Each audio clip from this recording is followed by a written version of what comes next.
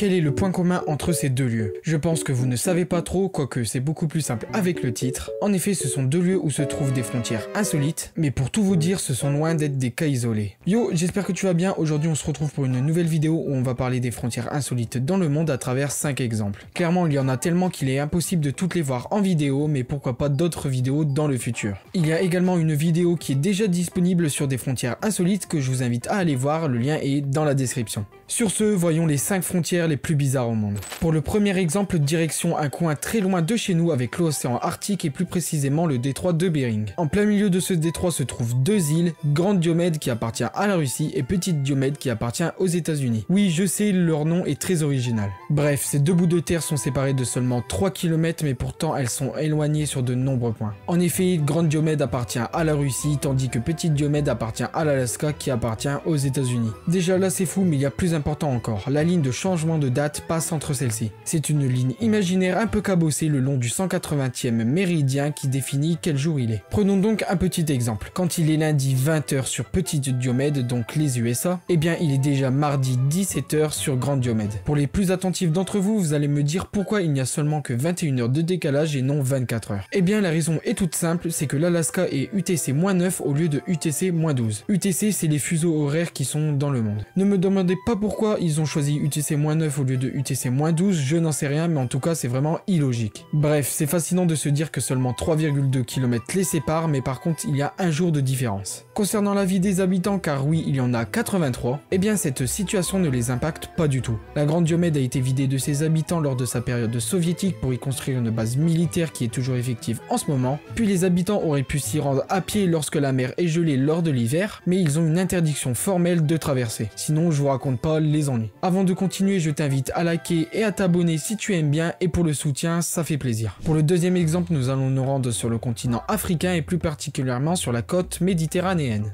Nous sommes exactement en Europe et si nous zoomons sur la zone, nous pouvons y voir deux enclaves espagnoles qui sont les villes de Ceuta et Melilla. J'en ai d'ailleurs fait une vidéo dédiée sur ma chaîne qui est disponible en description. Bref, ce sont des restes de l'époque coloniale, mais il faut savoir qu'il n'y a pas que ça, il y a en effet d'autres mini-territoires que je vous affiche dès maintenant. Et parmi tous ces territoires, on va s'intéresser à un d'entre eux qui est le Peñón de Vélez de la Gomera. A première vue, c'est juste un caillou, mais il faut savoir qu'il est espagnol et compte quand même 147 habitants. C'est une frontière insolite car l'enclave espagnole et le Maroc sont reliés par 85 mètres de long, ce qui en fait la frontière la plus petite au monde et qui risque de ne jamais être dépassée. Il faut savoir que ce sont essentiellement des militaires présents à l'année pour protéger l'enclave, mais également protéger les autres enclaves car le Maroc les revendique depuis toujours. On peut donc être dans l'Union Européenne en étant sur le continent africain, ce qui est assez drôle. Pour le troisième cas, il se trouve en France. Enfin, presque, tu vas comprendre. Pour cela, il faut se rendre du côté des Pyrénées-Atlantiques et donc du Pays Basque. La frontière entre la France et l'Espagne a été déterminée par le traité des Pyrénées de 1659 et il faut savoir qu'il est très important dans notre cas de figure car il fait passer la frontière le long du fleuve Bidasoa. Le fleuve Bidasoa sépare Hendaye du côté français de Irin qui est côté espagnol. Si je vous parle de ce fleuve, c'est pas par hasard, il faut savoir qu'il y a un petit problème. Une île se trouve pile poil en plein milieu du fleuve. Cette petite île, on l'appelle l'île des Faisans. Le choix qui a été fait est qu'elle appartient aux deux pays.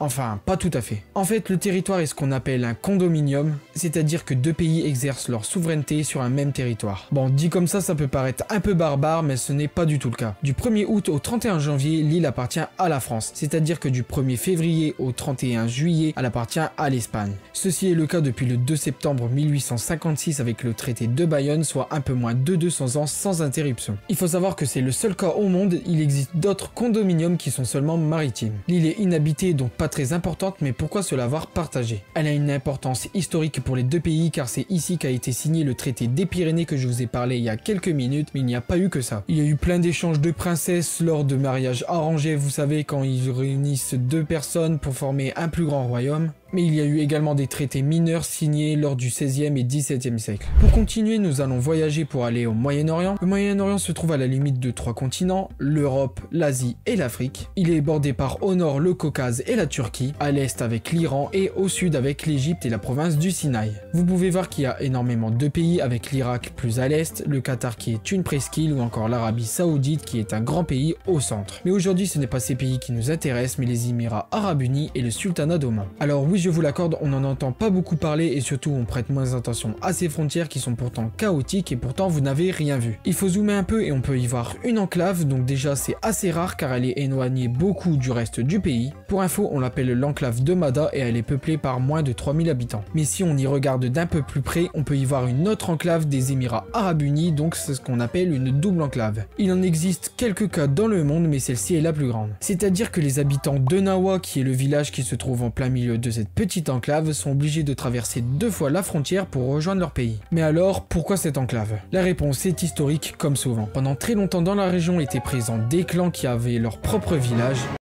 Sauf qu'au 19e siècle et au 20e siècle, ils se sont réunis avec l'aide des Britanniques comme souvent, mais ils ne sont pas les seuls. Bref, ce territoire appartenait à un chef d'un clan et celui-ci a décidé de rejoindre Oman alors que tous les villages aux alentours ont décidé de rejoindre les Émirats Arabes Unis. Et oui, même le village de Nawa ont décidé de rejoindre les Émirats Arabes Unis, ce qui donne une double enclave. Et bien sûr, quand ces clans se sont réunis, ils ne savaient pas que le pays allait devenir les Émirats Arabes Unis. Et voilà, juste le fait d'une décision d'un clan a permis de faire une frontière des plus insolites au monde. Enfin, pour terminer cette vidéo, on va parler du cas le plus what the fuck qui existe au monde, même si on avait un encore plus gros auparavant, mais il a été réglé il n'y a pas si longtemps. Pour cela, direction l'Europe avec la Belgique, avec 2 cas, car oui, un seul ce n'était pas suffisant. En effet, à l'est de la Belgique, on peut y voir 5 enclaves allemandes, donc oui, c'est un grand mot, vous allez comprendre pourquoi. En effet, juste une route sépare les enclaves allemandes du reste du pays. Cette route était auparavant un chemin de fer, et ce chemin de fer appartenait à la Belgique, car il a été donné lors du traité de Versailles de 1919.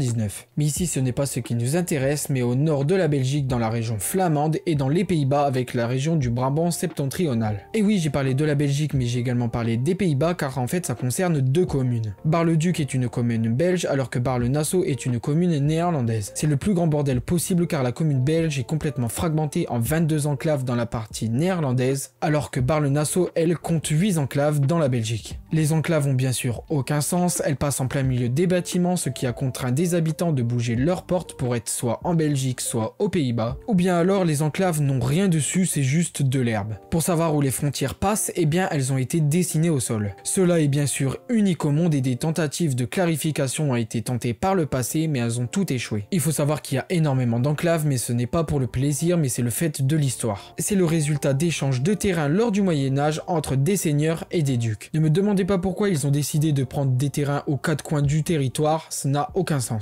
Cela ne changera pas de sitôt car ça avantage les 2 communes qui sont touristiques de par leurs particularités. Et voilà, j'espère que cette vidéo vous aura plu. N'hésite pas à me dire en commentaire pour une partie 2 car il en existe encore beaucoup. Et puis voilà, tu connais la chanson, le petit like, le petit abonnement avec la cloche pour me soutenir, ça fait super plaisir. Et puis voilà, sur ce je te laisse, ciao ciao.